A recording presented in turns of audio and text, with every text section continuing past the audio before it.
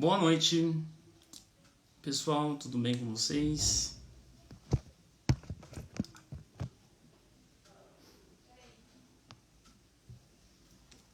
Opa.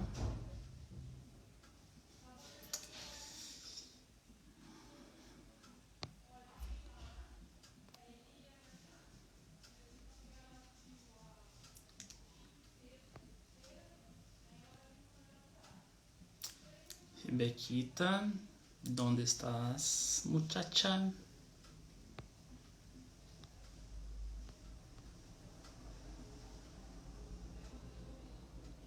Boa noite a todas e a todos, pessoal. Sejam bem-vindos ao nosso penúltimo encontro. Hoje falamos sobre Sérgio Vaz.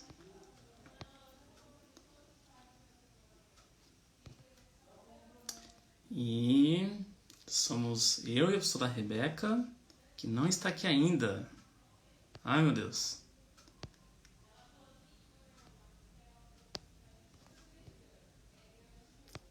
Boa noite, gente. Ah, tá que fim, Rebeca. Já ia te ignorar aqui.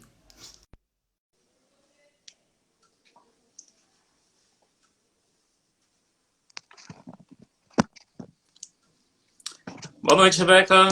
Boa noite. Tudo bem? Acabado de chegar a hora que você falou que eu não estava aqui. Já ia deixar você pra trás já. O pessoal tá entrando. Boa noite, gente. Boa noite, pessoal. Rebeca, tô com uma dor no coração aqui porque a Conceição eu tava fazendo uma live agora e geralmente já termina às 8, mas ela estendeu um pouquinho mais. Você, grava, pelo amor de Deus, Conceição. Ai, tomara que fique gravado, né? Tá, o pessoal tá entrando aqui.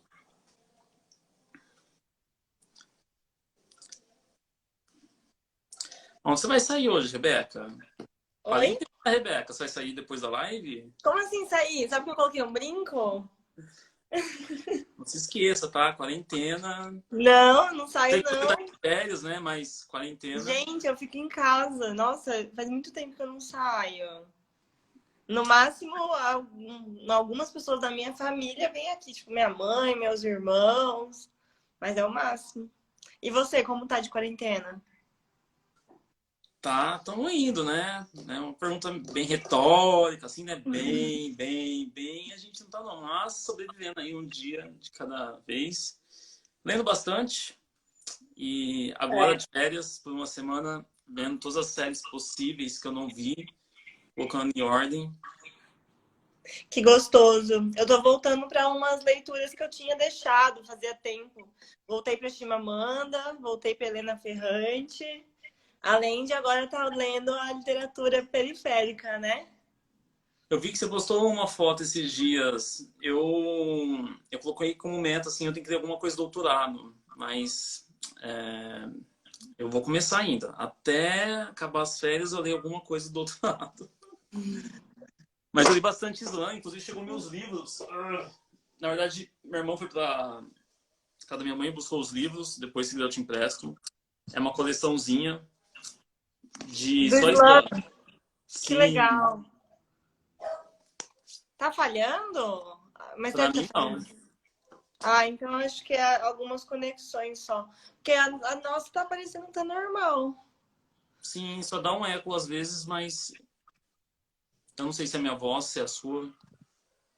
Tá com eco? Aqui não tá dando nada, tá normal pra mim. Tá, então, beleza.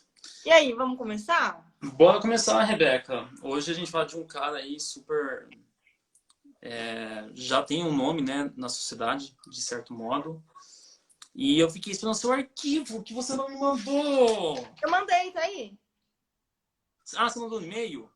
Não, no WhatsApp? Ai, meu Deus. Nossa, tem gente de Corumbá, meu Deus. Distante. O Léo tá aqui. Distante. Oi, Léo. Tá, mas não tem problema não. Tem aqui marcado. Tá aí, ó. Acabei de te dar um oizinho. É que tô pelo computador e aí vai carregando. E aí agora falou que tá alguma coisa aqui. Mas eu tenho a minha versão e aí você tá com o Tem roteiro. gente do Haiti. Neno, seja bem-vindo. Meu Deus. Que Hortolândia. legal. Eu passei em Hortolândia, meu. Se eu não me engano, já passei por lá. Ó, eu não consigo, mas assim, você tem o roteiro aí, você vai falando tudo mais. Aqui a primeira parte eu tô ligado qual que é, tá? Sim. Deixa eu só abrir aqui o meu arquivo.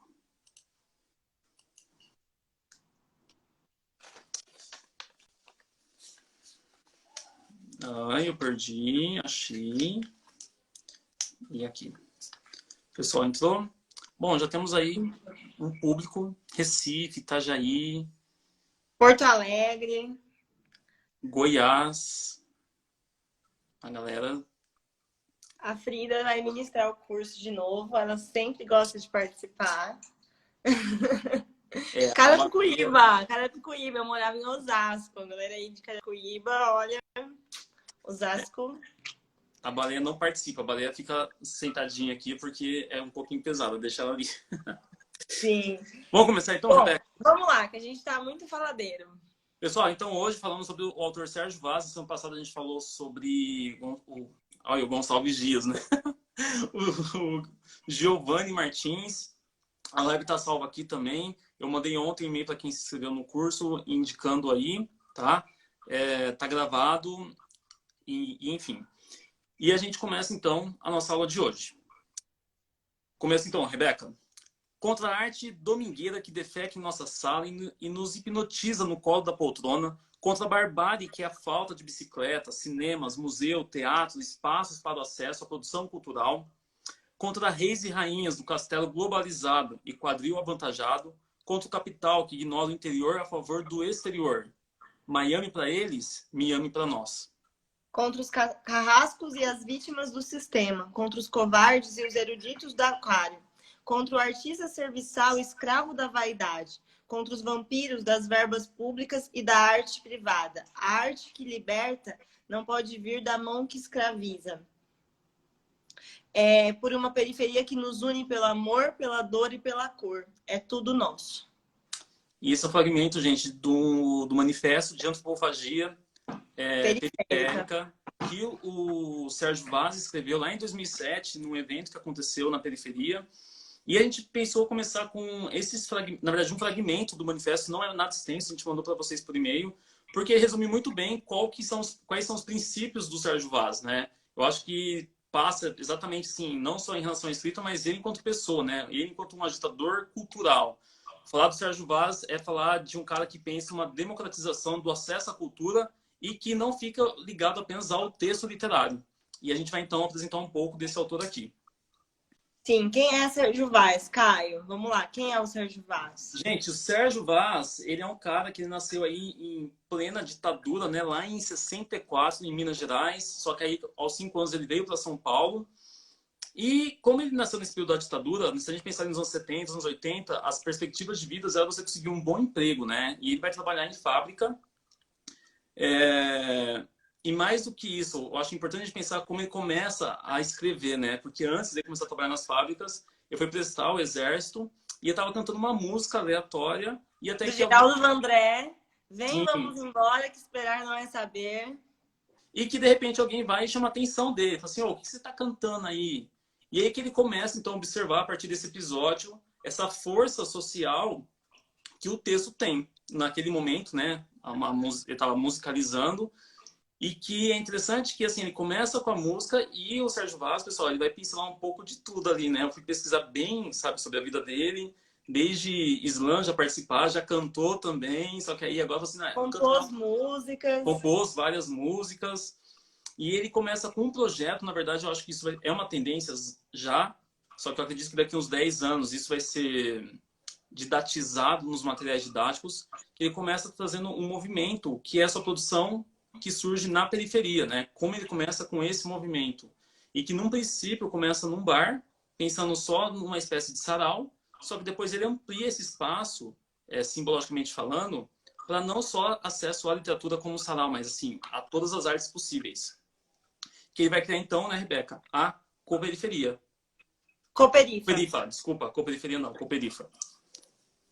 E na Cooperifa torna um espaço para eles poderem fazer essas trocas, né? Então é um espaço meio que uma incubadora de poetas, de artistas lá da periferia. Então, quando ele via eventos em outros bairros de São Paulo, em bairros mais abastados, ele olhava e falava, mas por que, que a gente não tem o nosso evento, o nosso lugar, o nosso ambiente de criação, né? E aí foi criada a Cooperifa, que se transformou nesse centro cultural E da é, Zona Sul de São Paulo. sim, na Zona Sul de São Paulo.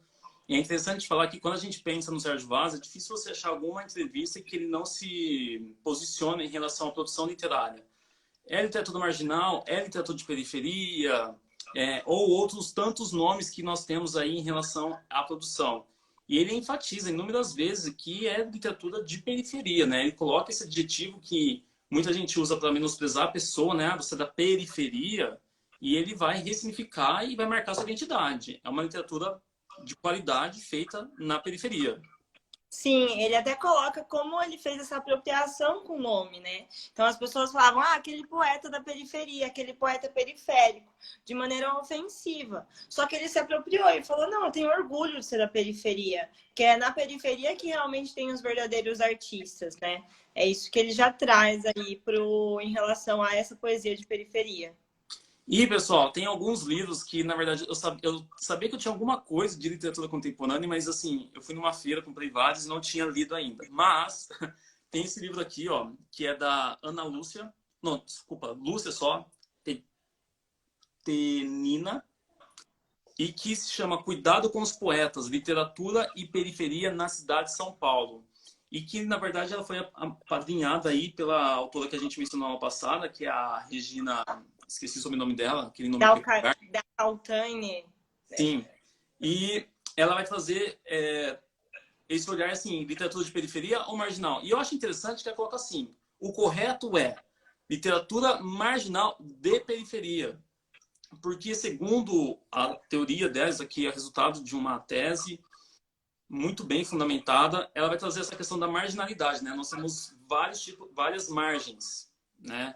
E que o que nós temos aqui é a margem da periferia, não é a margem do negro, não é a margem do pobre apenas e tudo mais. Então, ela vai trazendo essas ramificações que nós temos quando a gente pensa. Ela propõe o termo mais adequado, literatura marginal de periferia. Fica aí a sugestão para vocês. Porque na verdade a literatura marginal tem também uma outra tese, gente, que eu recomendo, da Érica, deixa eu pegar aqui, Érica Peçanha Nascimento, tá? É uma dissertação que ela fala que marginal pode ser aqueles poetas que estão à margem do mercado editorial, aqueles autores que são marginalizados enquanto sociedade, então vários grupos marginalizados. E aí a periferia, o que é periférico, é entendido como uma questão de espaço geográfico mesmo.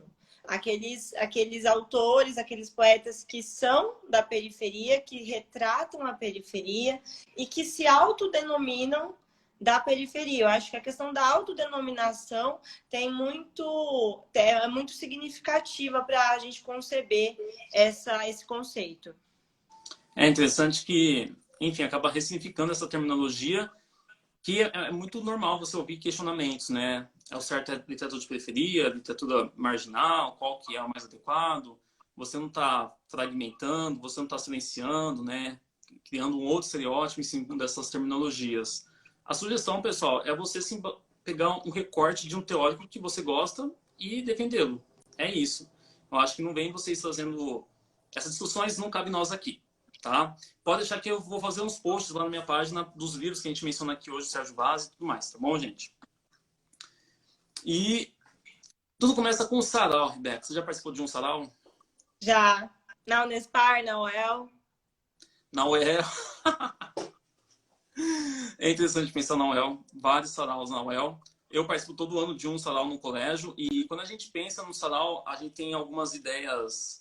Não sei, né? A gente tá falando aqui de Londrina, que são a experiência que eu tenho de sarau, mas que tem poucas pessoas, não tem um público tão grande, tem alguém recitando, depois tem alguém cantando, alguém dramatizando, talvez. Muita gente tem vergonha de ser ridicularizado e acaba, né? Acabou ali o sarau. Mas tudo começa com o sarau, que ele vai ser um dos idealizadores, o Sérgio Vaz. E é interessante, quando a gente pensa no sarau, feito num bar praticamente, pessoal, esse sarau ele começa com pouquíssimas pessoas. Se eu não me engano, em uma das entrevistas, eu acho que ele coloca assim que começou, acho que numa quarta-feira, mas ela tinha muito público, porque era o dia do futebol. E Na aí não dava... verdade, é assim, primeiro era numa fábrica, e aí a Isso. fábrica falou, chega, acabou, aí eles foram para um bar. E aí ainda não era de tempo de futebol, coisa assim. E aí o bar na quarta-feira era o que menos tinha público. Aí eles deixaram, tá bom, então vem na quarta que ninguém vem mesmo. Tipo, E que na primeira tinha 12 pessoas, mas era assim, 6 eram poetas e os outros 6 eram os companheiros dos poetas, ou seja, fechou aquele público e acabou, não tinha mais ninguém. E aí o Sacolinha defende bastante essa tese, né? Essa máxima. Quando você quiser mudar uma sociedade, começa dentro da sua casa. Então ele começa fazendo exatamente isso. Ele vai mudar então a realidade daquele bar e depois a gente vai ter um público aí de quase 500 pessoas em alguns momentos.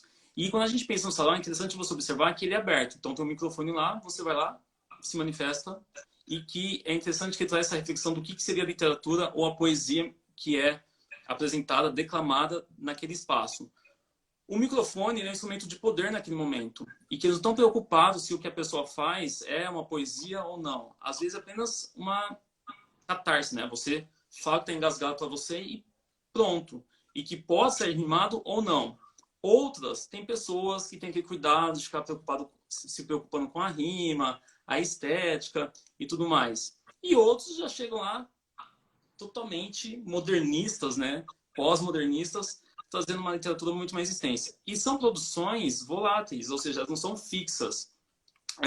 Nesse estudo, a Tenina vai mencionar, mas a Regina também menciona, o quanto esses textos, quando eles são apresentados em outros sarau, em outros, na verdade, existe essa mudança textual. E que as palavras, né, na construção, às vezes, é o mesmo texto, só que eles acabam fazendo adaptações, sempre de acordo com o sarau que estão participando.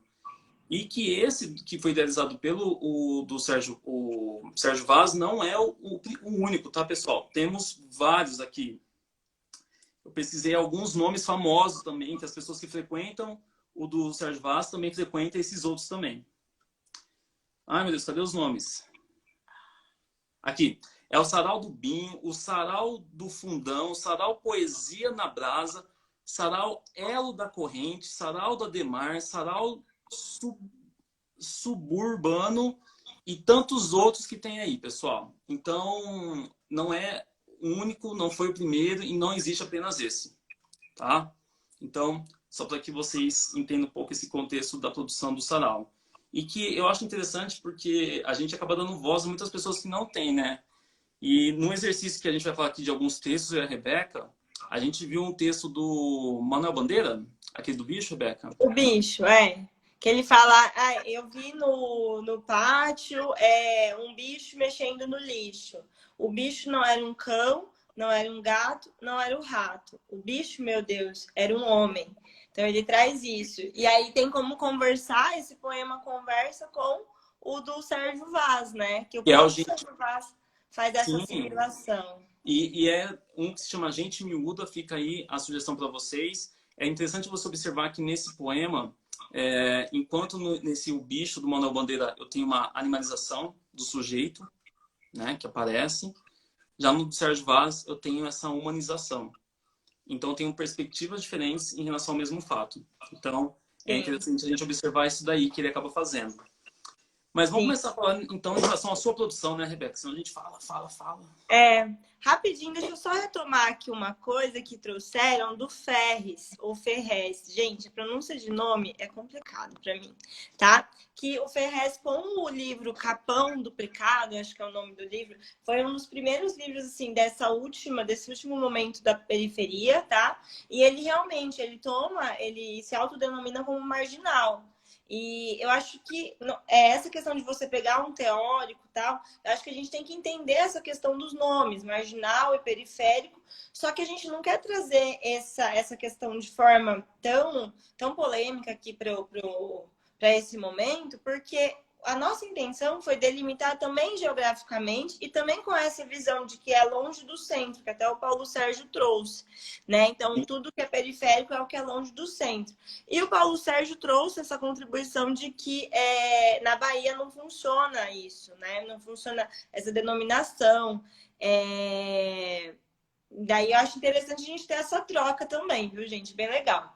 O nosso recorte foi Rio de Janeiro e São Paulo, né? São os dois que mais tive acesso. Na Flip, na verdade, aquela feira de Paraty, tem a Flip, né, original, né? E depois tem uma feira paralela que acontece, marginalizada, de certo modo, e que aí tem muitos autores que vendem a sua produção, assim, na mochila. Então, e aí a realidade ali é Rio e São Paulo. E como a gente mencionou já, inclusive, na primeira live, né, Rebeca? Essa manifestação, ela vem do hip hop, né? A gente não está ignorando isso de nenhum momento. São uma manifestação que se foi ramificando na poesia, O Sarau, ele é muito filho. Eu não sei se ele é filho, eu não sei quem, eu não sei exatamente o que veio do que, mas o Sarau está intimamente relacionado com as batalhas de rimas, e tem uma relação muito forte, tá? Então, o que a gente tinha pensado em trazer da obra dele, falar dele, foi para a gente conversar um pouco sobre, primeiro, como que é a linguagem desse poeta, do Sérgio Vaz, o que ele traz aí da poesia dele. Sim, isso aqui no Brasil, gente. Vamos delimitar bem Brasil mesmo, porque a gente está falando dessa arte periférica do Brasil.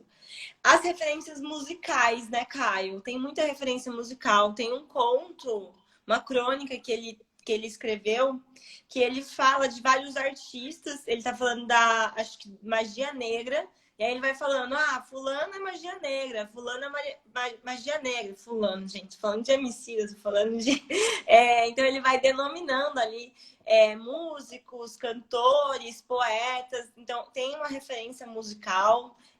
Até a intertextualidade que ele faz nos poemas dele são intertextualidades, referências muito presentes também em letras de hip hop, em letras de rap, né? Como ele faz uso dessas referências parece muito com as referências que você vê nas batalhas de rima, nas músicas, né?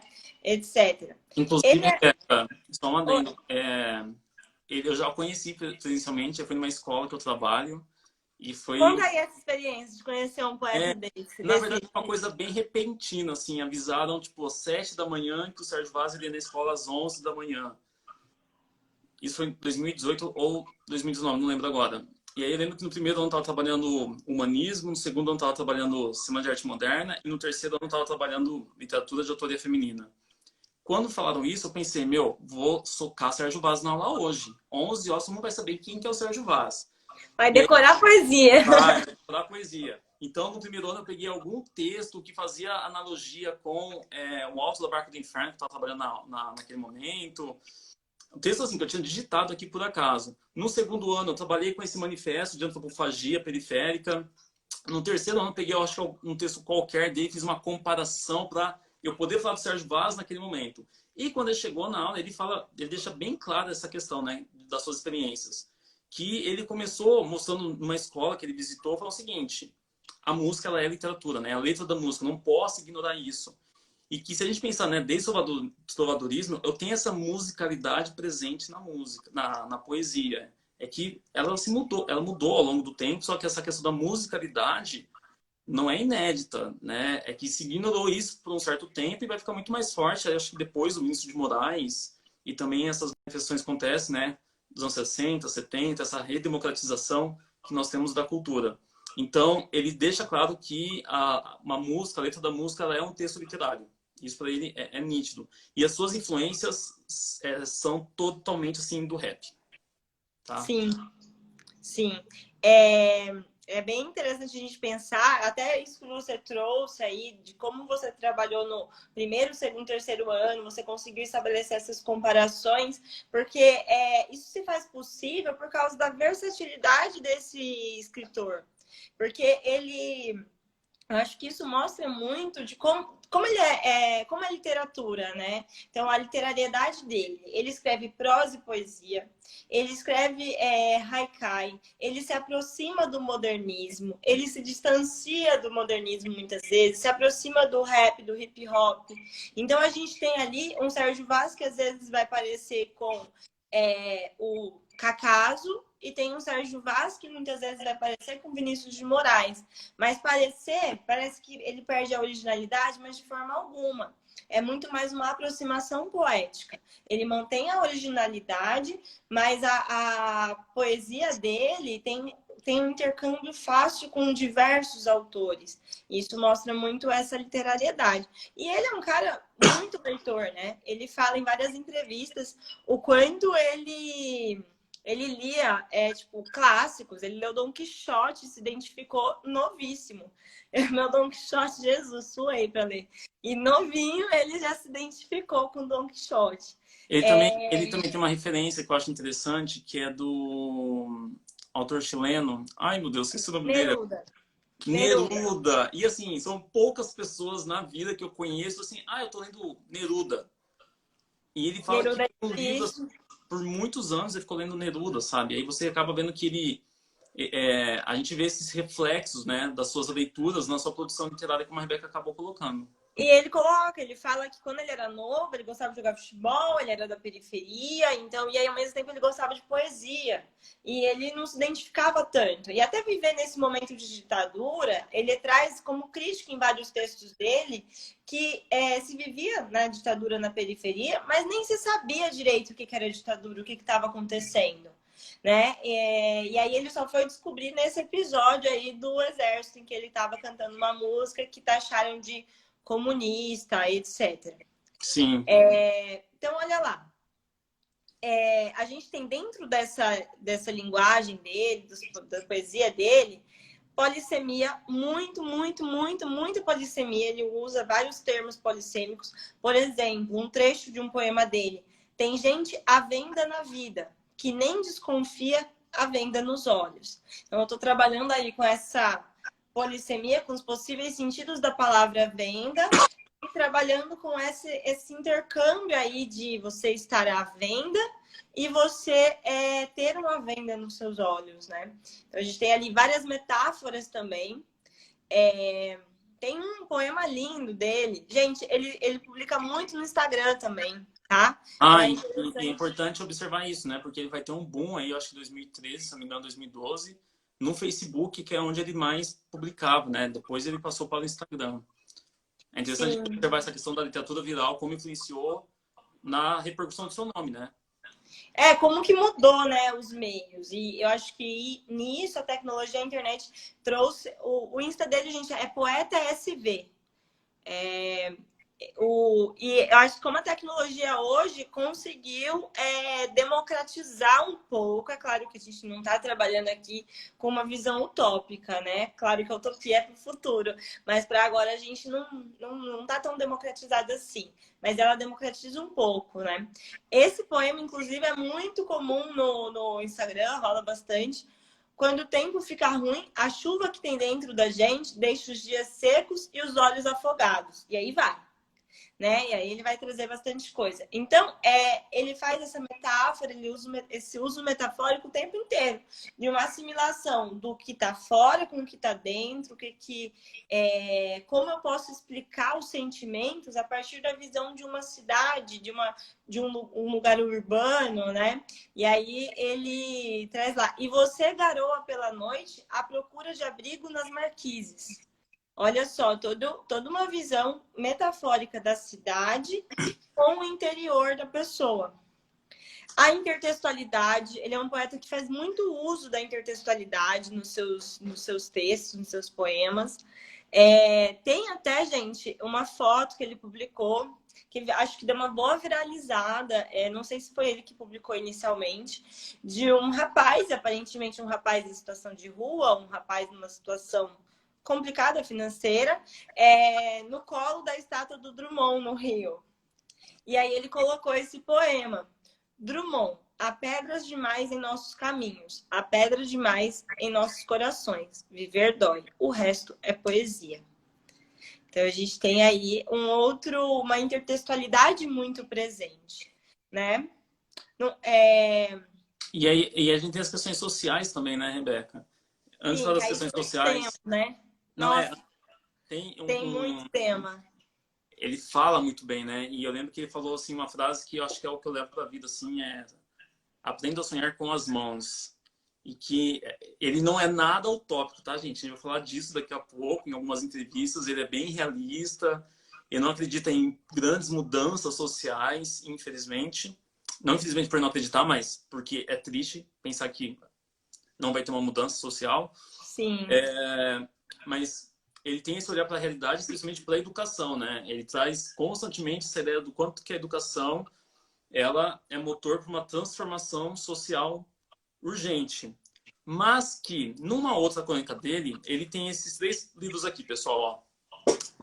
Colecionador de Pedras. A gente vai fazer sorteio daqui a pouco lá na página. Ou melhor, a gente vai lançar o sorteio. Esse daqui que é Flores... De alvenaria. Alvenaria. E esse outro aqui, Literatura, Pão e Poesia. Estou com esses 3 livros. Alguns têm mais crônica, outros têm menos crônicas, mas tem uma crônica que ele vai trazer essa ideia assim que quando a gente, né, a gente lembra do passado, a gente costuma falar assim, nossa, antigamente tudo era melhor, né? Tudo era mais naquele tempo que era bom. E aí ele coloca, né, o que era bom naquele tempo, que constantemente a gente reproduz esse discurso. Só que ele vai falar o seguinte, olha, no seu tempo podia ser bom, mas no meu a coisa era feia. E ele vai enumerar muitas coisas interessantes. Então, cantar o hino na escola, de segunda a sexta, né? Sou um patriota. Aí coloca, pátria amada idolatrada. Sei. Olha o tom irônico ali, né? Ironia, muito presente. Ou, quando a gente ia ao centro, dizia que ia na cidade, de tão longe. Quem nunca falou isso? Quem é do interior é a coisa mais comum. Vou ao centro, porque se mora tão longe do centro. Ou melhor, vou à cidade, porque se mora tão longe da cidade. Ou ele fala, né? Na minha época o tempo não era bom, porque associavam a Zona Sul como um Vietnã do Brasil, um lugar de guerra. E se uma menina fosse pegar fazendo bobagem com o cara, ela era galinha, né? E aí ele coloca o quanto que no tempo dele não tinha essa idealização, mas que ele reconhece que sim, sei que tinha as brincadeiras de rua, bolinha de gude, beijo, abraço, aperto de mão. Só que para ele, o melhor momento é aquele que você vive intensamente. E aí eu acho que é legal que ele coloca assim muita poesia nessa crônica, porque ao mesmo tempo que ela tem um tom de crítica social, De ele ironia, de crítica. ironia, ele consegue fazer esse papel mais humanístico ali de um eu poeta, quando ele fala assim, a melhor época é aquela que se vive intensamente. Então é viver o agora e não você ficar imaginando assim, se preocupando com o futuro, que você não sabe se vai chegar oficialmente, e você ficar lamentando as coisas do passado, né? Então, Ele coloca muito essa questão de ser humano, né? Então, tem muitas pessoas que não são humanas, né? E aí ele vai pontuando isso de maneira muito forte nos textos dele, como que tem muita gente que não é humana. Ele defende muito essa questão da humanização das pessoas, delas olharem para o próximo como pessoas mesmo. E quando eu li esse trecho que fala dos Vietnãs, tem uma entrevista em que ele fala que as pessoas vão entrevistá-lo e sempre querem saber de crime, porque parece que as pessoas não moram no Brasil, né? As pessoas vão entrevistá-lo como se ele morasse na Palestina. Ele fala isso, tipo assim, parece que eu moro na Palestina, porque eles só querem saber de morte, de crime, etc. Já e também tem uma música do Emicida, esqueci o nome da música, mas que ele fala São Paulo das Manhãs, que tem lá seus Vietnãs. E aí é a mesma menção a essa guerra urbana, né? Essa praticamente guerra que se vive e que não é só isso, dá para ressignificar, mas ela existe, né? E alguém até citou aí o Antônio Cândido, que eu vi me estou comentando, essa função social que ele traz no texto, mas o espaço da Cooperifa acaba se tornando exatamente isso, é um projeto de humanização, de democratizar o acesso à cultura, e que tem várias atividades. Tem um dia que eu esqueci os nomes das atividades, mas tem um dia assim que é saindo ano os livros, outro dia que eles eles escrevem poemas e soltam um balão e tudo mais. Então, é interessante essa mudança dele. E das questões sociais, são vários temas, pessoal. Inclusive, a Heloísa Buarque de Holanda dá até uma entrevista falando sobre o Sérgio Vaz. E ela coloca, assim, que em relação às temáticas e tudo mais, só que destaca uma coisa, Rebeca, que a gente já tinha comentado, o quanto que ele não fica só em denúncias sociais, né? O quanto ele traz o papel humanizador de sujeito que não é apenas um corpo dentro da periferia, mas um ser humano, uma pessoa. Ele humaniza as pessoas da periferia. Sim, na verdade, ele não dá para você colocá-lo numa caixinha. Eu acho que todos esses escritores que a gente está trazendo da periferia, é interessante a gente colocar que eles se autodenominam como marginais, como periféricos, mas isso não dá o direito daqueles que os estudam, daqueles que falam sobre eles, falar, ah, tá, então ele só vai falar de periferia. É assim como Carolina Maria de Jesus, Sim. né? Eu acho que dá para a gente estabelecer bem esse paralelo. Carolina fala o quê? Fala tanto da fome quanto da vida na favela, mas ela também fala da maternidade, ela também fala de poesia, ela também Questões fala dos políticas. sonhos dela, né? Ela da política, ela fala muita coisa que não dá para você falar, ah, tá, ela só fala da favela. E aqui é a mesma coisa.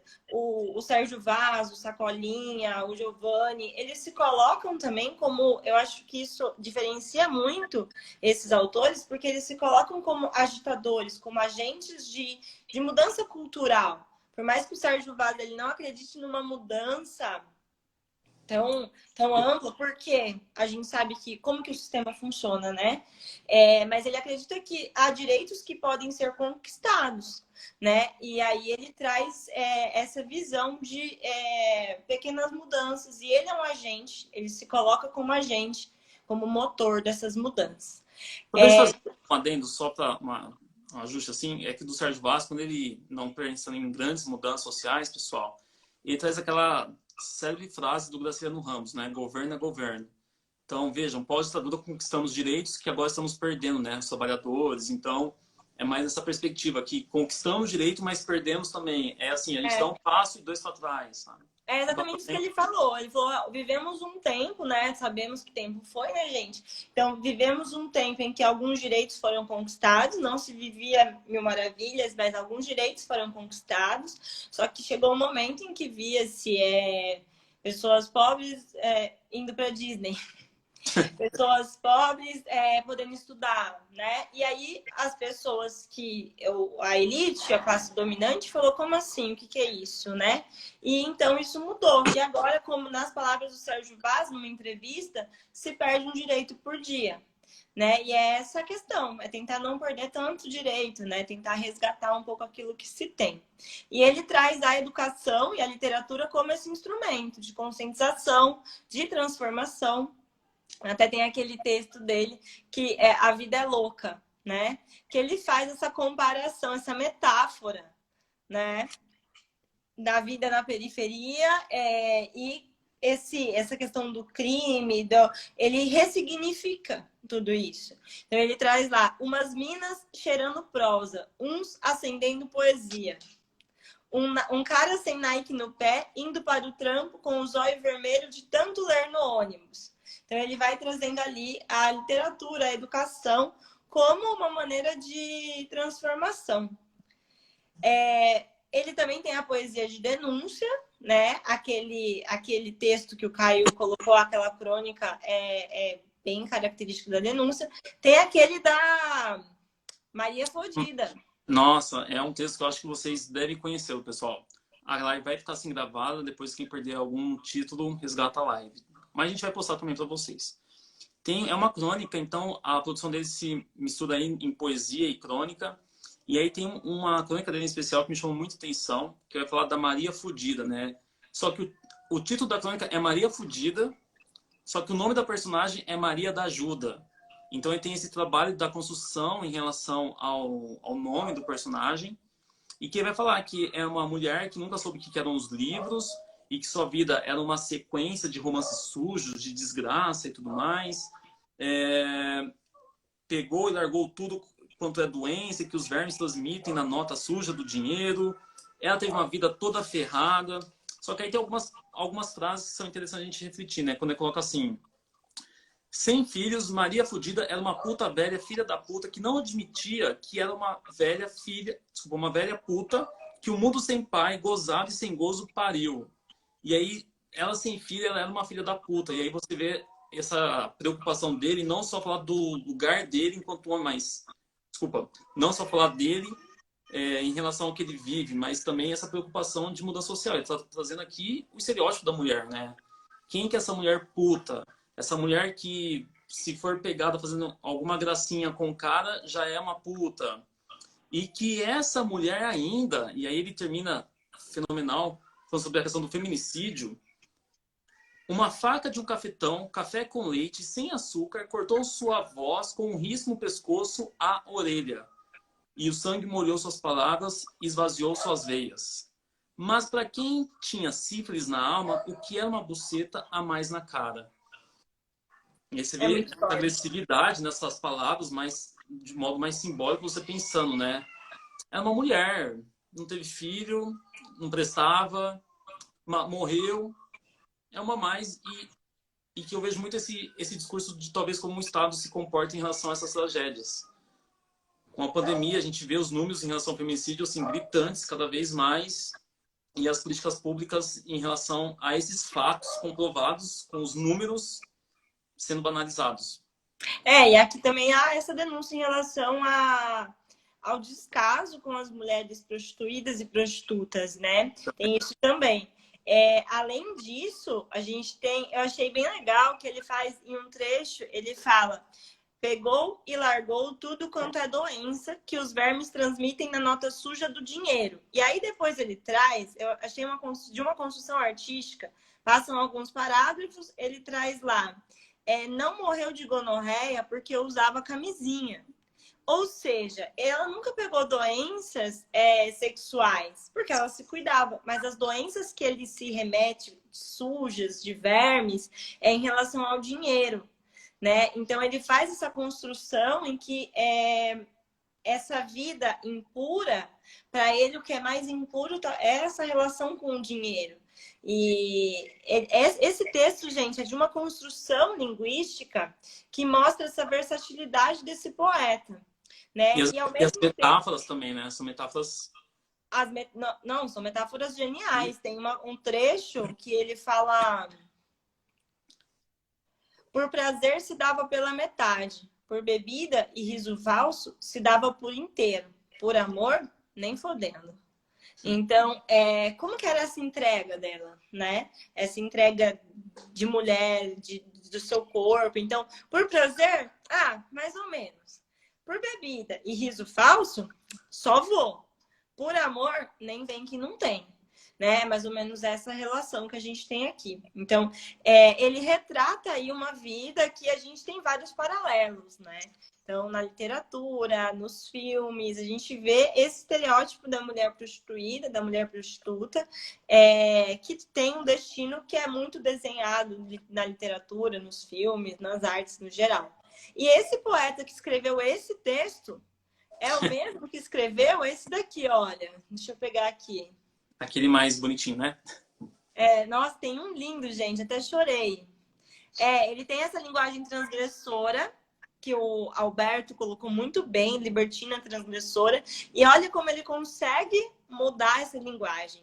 É um poema que chama Conta Comigo. Conta comigo quando a noite chegar. Às escuras, a minha procura, você não vai ficar. No labirinto, sou eu que te sinto e vou te encontrar. Conta comigo se o teu rio secar. A míngua, tua língua não vai ficar. Se tua fonte seca, tua boca resseca, então eu sou água para te molhar. Olha só, quanta musicalidade, quanta rima, quanta riqueza de vocabulário. Ele consegue, claro que ele consegue, né? Mas ele faz isso de uma maneira tão artística, de migrar de uma linguagem para outra, e em nenhuma delas ele perde a poesia, ele perde a literariedade, né? E nenhuma delas fica forçado, fica feio, fica chato. Em todas fica uma construção genial.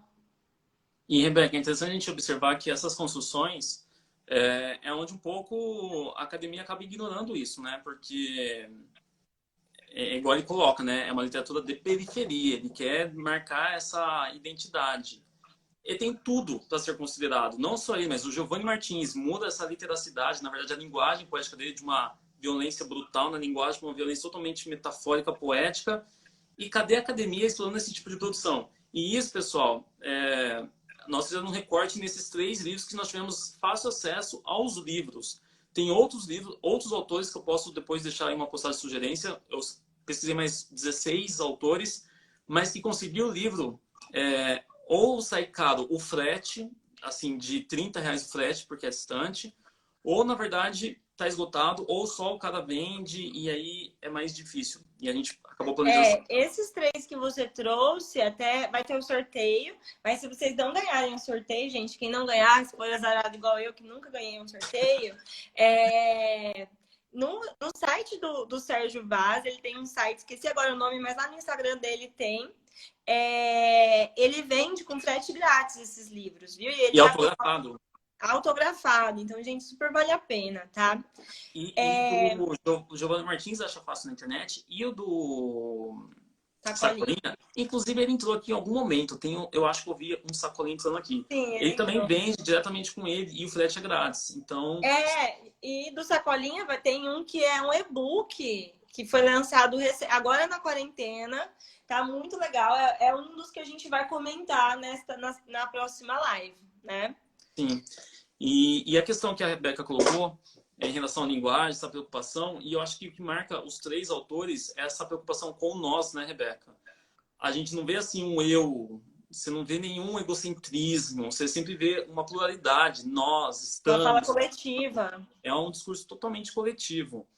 Quando você mencionou essa poesia aí, me lembrou bastante do Vinícius de Moraes. O Sérgio Vaz, eu não sei como que é a sua situação amorosa no momento, mas ele é super romântico, gente. Tem vários poemas aqui que, assim, nossa, quase que é uma lágrima, sabe? Bem Vinícius de Moraes, uma coisa de quase cortar a veia.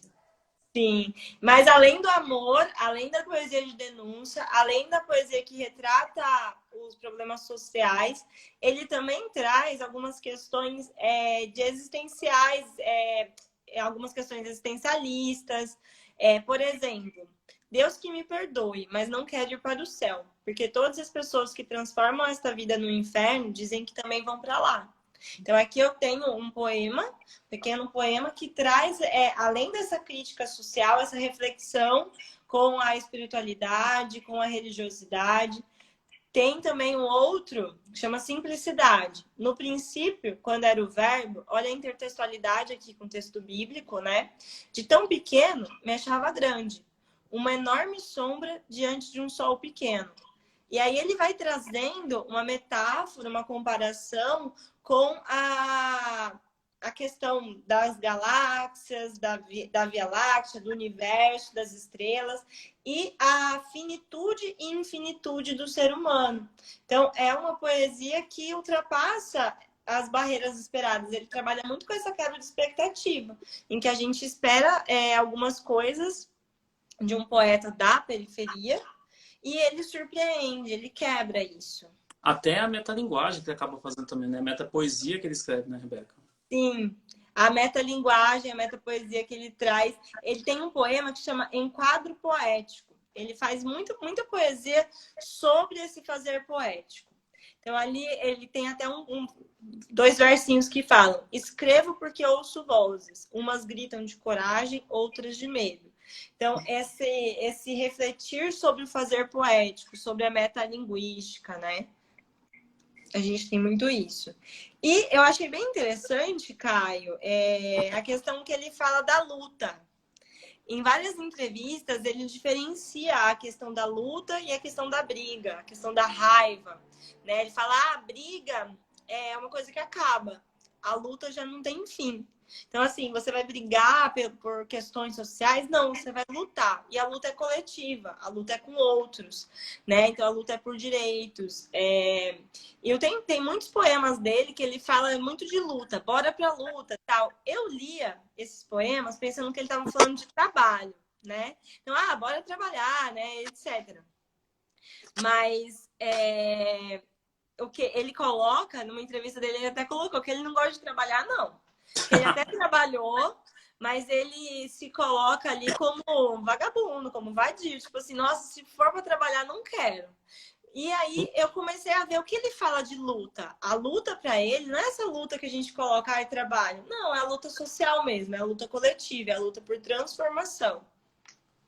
Rebeca, e eu acho interessante porque é conhecido como o poeta vira-lata. Então, enquanto o Leminski era conhecido como cachorro louco, né? Porque, Sim, e aí seria as suas referências, né, leminskianas, eu tenho aqui uma referência agora de um poeta vira-lata, que não quer nada com nada, mas que luta por uma democratização, ou melhor, uma reconquista de uma liberdade poética, democratiza a literatura, e é isso que vocês vão encontrar na sua produção, pessoal. Falar de Sérgio Vaz é falar de um autor que ele perpassa aí por vários caminhos da escrita, demonstrando domínio da linguagem, em que hora ele quer chocar você, assim como o Giovanni Martins na linguagem, em outros momentos vai te deixar mais sentimental, e que eu acho que é isso que faz um bom poeta, né? Na redação a gente brinca que o aluno ele começa a escrever bem quando ele consegue pegar um texto de 5 linhas e ampliar para 15, depois fazer um de 10. E aí o domínio de um escritor é quando ele consegue passar aí por essas entremanhas da literatura. sim. Fica uma dica, gente, de um poema que chama Coisas da Vida, Terra em Transe, que ele faz, que eu até quero trazer a última estrofe dele para a gente já ir se encaminhando para o encerramento. Com mansos olhos de fel e a boca dura de fera, viu um país no céu e o inferno na terra. Então ele traz toda uma poesia de crítica e ao final ele trabalha com essa mística, né? De pensar essa vida na Terra como um inferno, o que, que seria o céu, então? É o país que eu quero, né? E ele tem lá todo esse caráter. Tem uma pergunta, só para Peraí, gente. Rebeca. Antes Oi. de falar da pergunta, duas ressalvas importantes aí, pessoal. É, o Sérgio Vaz, quando ele começou lá na Cooperifa, eles produziram alguns livros, são coletâneas das produções que ali fizeram. Mas a preocupação dessa produção não é a edição. Essa preocupação veio muito depois. Então, a preocupação se volta muito mais pelo fazer poético, a exposição poética só lá no sarau, do que essa disseminação das editoras e tudo mais, tá? Acho importante a gente frisar isso porque ele enfatiza bastante a sua produção. Hoje, ele está com a Global Editora, que lançou seus últimos 3 livros, mas tem vários outros livros dele que eu acho que não sei se teve reedições, alguma coisa assim do tipo. Tem um Inclusive, primeiro. coletâneas. O primeiro foi Subindo a Ladeira Mora à Noite, que foi de uma editora independente. Enfim, ele começa com a Global lá em 2007, e aí até onde eu sei, de 2007 para cá, ele segue com a Global, inclusive. Sim. É até interessante a gente colocar isso, que a revista Caros Amigos, em 2001, ela retomou esse nome Literatura Marginal para falar do Sérgio Vaz, do Sacolinha e do Ferres. E aí trouxe essa questão. Essa dissertação da Érica Peçanha Nascimento que eu falei para vocês, ela fala muito de como essa revista Caros Amigos trouxe isso para a cena naquela época. Início dos 2000, né? Essa revista, 2002, alguma coisa assim. Foi o ato 1 foi em 2001, depois o outro em 2002 e o próximo em 2004. Ali a pergunta da Elaise, ou Elaise. Meu professor de literatura disse esses dias que o pessoal das letras de língua portuguesa estão migrando do termo literatura marginal para a literatura das margens. O que vocês acham dessa mudança? Eu não posso opinar, tô a própria Glória Pires.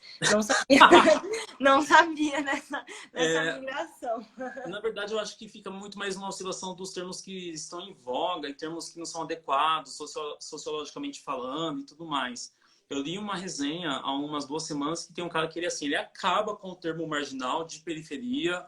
Ele fala que essas caixinhas que nós temos são caixinhas que acabam menosprezando a literatura de quem faz, porque a pessoa que está no centro urbano, ela não se encaixa nelas e ela também faz parte da literatura e tudo mais.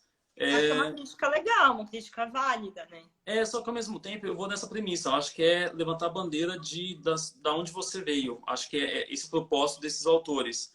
E assim, tem uma oscilação. Eu já vi o Giovanni Martins falar de a minha produção marginal. O Sérgio Vaz fala de periferia. Então pode ter essa oscilação de acordo com o autor. Sim. Essa questão também do marginal é que o marginal ele já foi muito visto como criminoso, né? Para o direito ele tem essa peça, assim, essa questão. Mas eu acho que a gente não vai se ater, gente. Eu sei que a gente fala isso, ao mesmo tempo a gente fala desses termos. Mas a nossa questão nem é se ater muito aos termos. A gente discute a existência deles. A gente está trabalhando com a questão da literatura de periferia, porque tem essa questão da literatura feita longe do centro urbano, mas na periferia urbana mesmo, tá? E quando a gente pensou nessas lives, é que é muito comum que você veja pessoas falando sobre literatura de periferia que são da periferia, e a gente não vê pessoas da academia trazendo esse tipo de abordagem. Sim, Rebeca, ó. algumas perguntas que estão lá no começo. Não Tá, sei só vou se... falar essa última aqui enquanto você vai Tá. pegando no começo. Os próprios autores utilizam tais nomenclaturas, é um processo de ressignificação. É exatamente isso que a gente está trabalhando, viu? Que é Uri, Caroline. É essa questão, porque é uma apropriação daquele nome que já teve um significado pejorativo. De novo, vou resgatar a questão do feminismo. É as mulheres com a Marcha das Vadias, né? Então, por que a Marcha das Vadias? Porque muita ofensa com vadia, beleza, então somos as vadias. É assim que a gente vai lutar. Então tem essa ressignificação. Por isso que a gente está sempre utilizando os nomes, as nomenclaturas que os próprios autores se denominam. A gente está trabalhando bem com essa questão. Ó, teve alguém que falou assim, para não esquecermos do Islã das Minas em relação a essa contribuição da literatura de periferia ou periférica. Gente, nós temos como propósito aqui, lá em meados de setembro, fazer uma segunda parte desse curso falando só do Islã, tá? E aí a gente resgata isso de modo mais detalhado, beleza? Aí teve alguém que comentou em relação a esse termo que muda, né? Os girassóis, que aqui em Salvador pensamos geograficamente a cidade dividida, a cidade baixa e alta, e que aí eu uso o termo então periferia do rap. Depois teve... A live vai ficar salva. Teve uma ali falando da linguagem, da linguística, né? Ótima referência para trabalhar com Dino Prete e a linguagem proibida. A linguística, ela às vezes se arrisca nesses textos literários, né? Mas eu acho que é uma maneira de se ver a variação linguística, sim. Né? Ela existe, ela acontece, e a variação linguística vai muito além das questões gramaticais, das questões de morfossintaxe, de fonética, vai como uma manifestação social mesmo, né? A variação linguística, ela traz a questão de quem eu sou, qual que é a minha língua.